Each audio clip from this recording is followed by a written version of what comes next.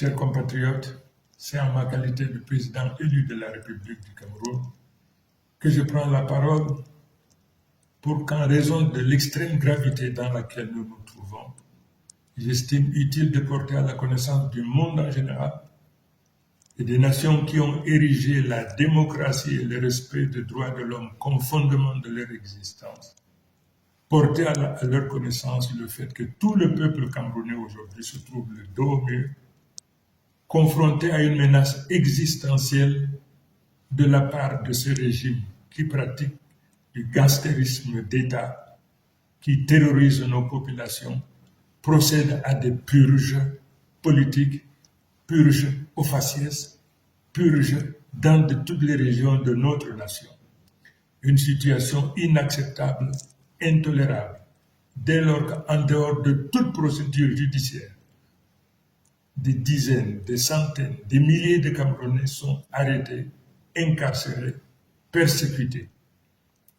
Je voudrais donc également attirer l'attention de tous les Camerounais, mais en particulier de tous ceux qui ont foi en Dieu, du sacrilège, de la profanation auquel s'est livré le président Biya lors de la soi-disant prestation de serment. Le monde entier sait que Biya n'a jamais été élu. La nation camerounaise dans son ensemble sait que Biya n'a jamais été élu. Mais qu'il se permette de poser la main sur la Bible au nom de Dieu. Il apparaît donc aujourd'hui à tout le monde que pour M. Biya, Dieu n'est qu'un instrument qui lui permet donc de réaliser ses basses besoins.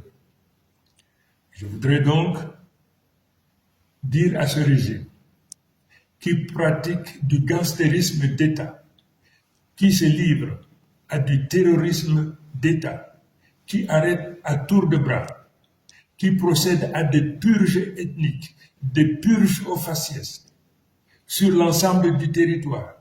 Je voudrais donc demander à ce régime, du haut de ma responsabilité, parce que élu aujourd'hui de la République du Cameroun, de cesser cette pratique.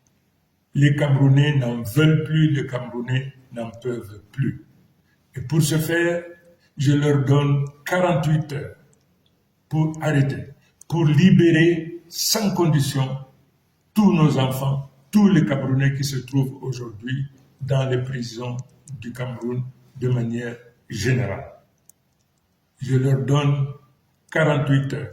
Faute de quoi, le peuple camerounais se retrouvera en légitime défense et se sentira libre non seulement de se protéger, mais également de tout faire pour protéger leurs enfants et les récupérer partout où ils se trouvent.